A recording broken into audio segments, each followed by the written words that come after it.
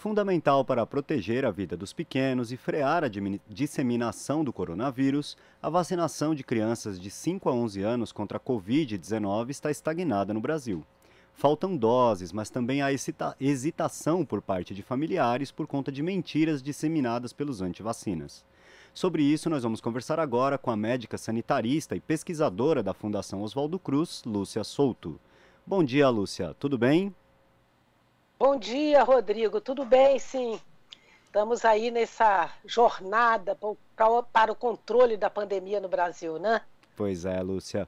No último dia 16, inclusive, a Fiocruz publicou uma nota técnica apontando que apenas 21% das crianças de 5 a 11 anos tomaram ao menos uma dose da vacina contra a Covid-19, né? O cenário é bem preocupante, sobretudo porque as aulas voltaram em formato majoritariamente presencial em todo o país.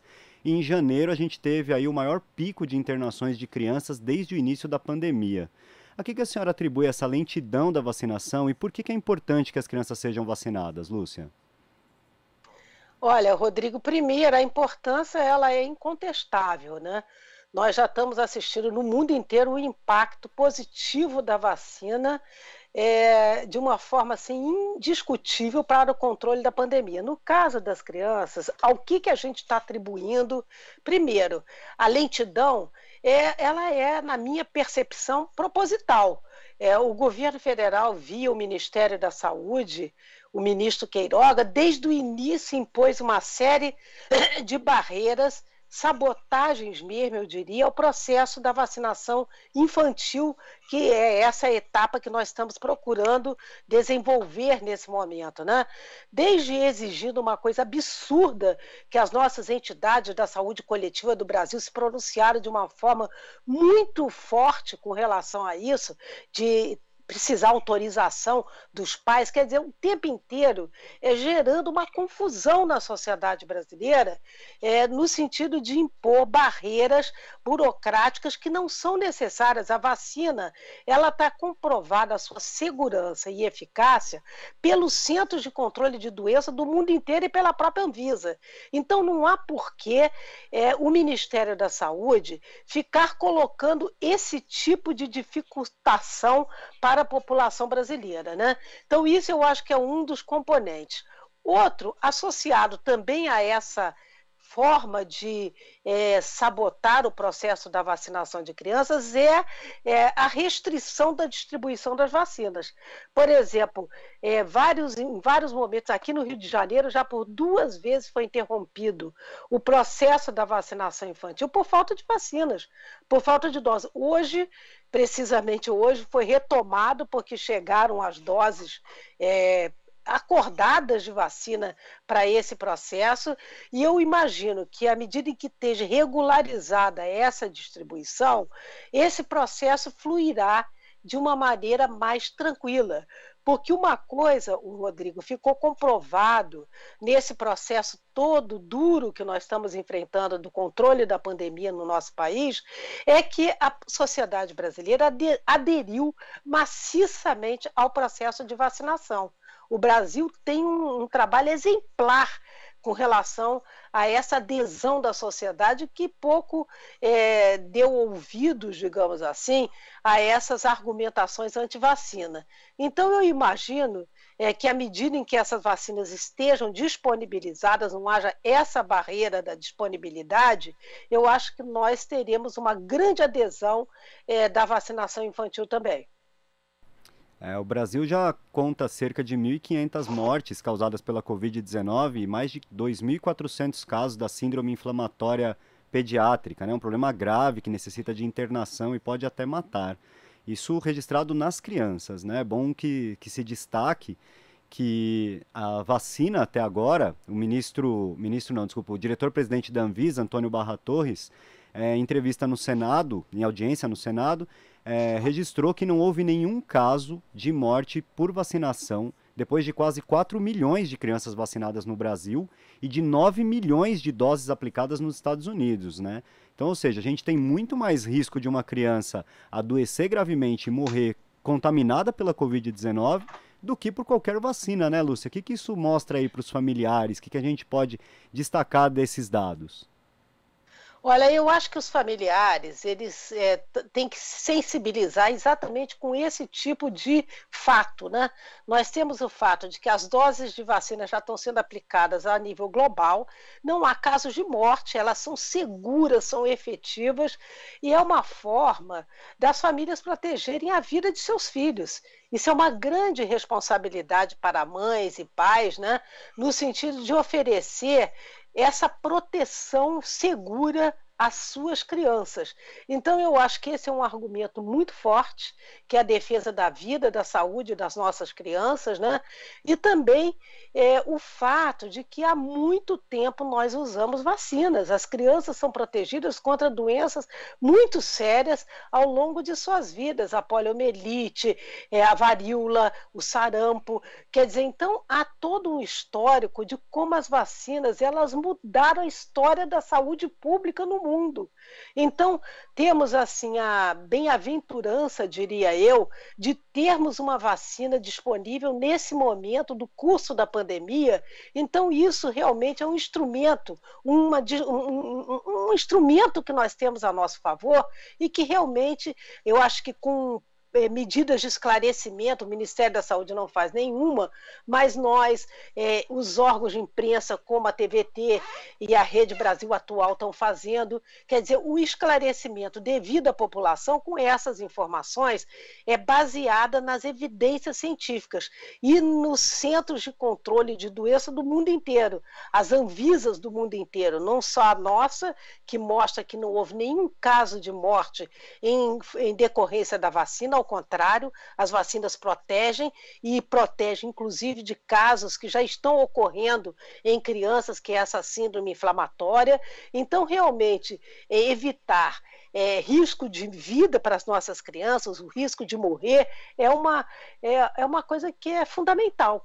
Então, proteger crianças do nosso país nesse momento, cabe a nós, sociedade, às mães e pais, realmente fazerem esse processo simples de vacinação, ainda mais nesse momento que elas voltaram a estar disponíveis nas unidades de saúde do Brasil inteiro. Pois é. E aproveitando essa nossa conversa, Lúcia, para desmentir algumas fake news aí que são muito propagadas, né? Primeiro, destacar esse ponto que a gente acabou de falar. Não existe morte associada à vacina. 9 milhões de vacinas aplicadas nos Estados Unidos, 4 milhões aqui no Brasil. Não houve nenhuma morte de criança associada à vacina. Uma outra fake news que é muito distribuída, que fala do risco de miocardite, que é uma doença no coração, que poderia afetar as crianças. Foram casos muito raros que ocorreram nos Estados Unidos. Com essas 9 milhões de doses, houve 11 casos, nenhuma criança morreu, todas foram tratadas e curadas, ou seja, é raríssimo de acontecer. Mas entre quem tem Covid, a chance de ter esse mesmo problema é muito maior. São 1.500 vezes mais chance de alguém ter uma miocardite tendo Covid do que tomando vacina. Uma outra fake news que é muito difundida é de que a vacina é experimental, de que ela não teria passado por todos os testes. Eu queria que você explicasse, Lúcia, para nós, desmentisse essa fake news de que a vacina é experimental. Ela passou por todos os testes, ela foi aprovada pela Anvisa, por outros órgãos internacionais. Explica direitinho para nós como que funciona essa questão do teste da vacina.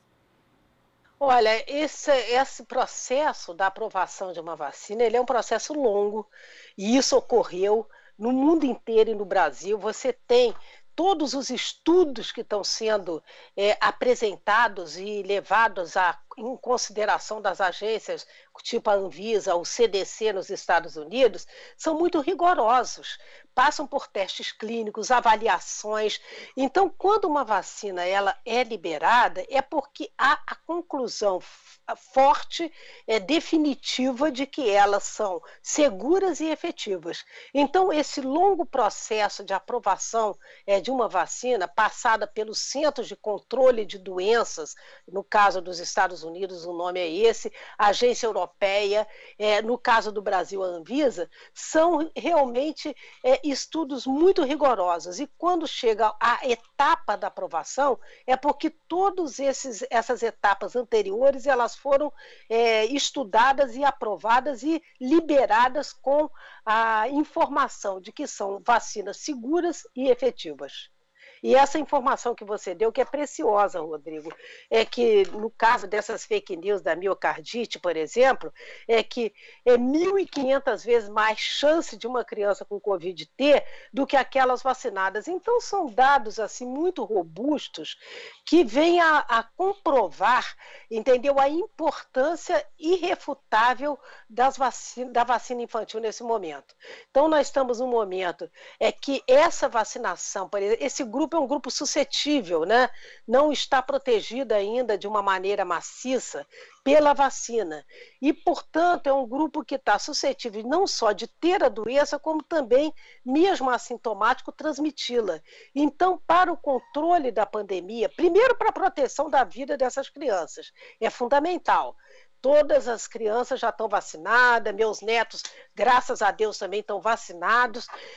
E, na verdade, eu acho que para o controle da pandemia, esse tipo de ação de saúde pública, ele é absolutamente fundamental.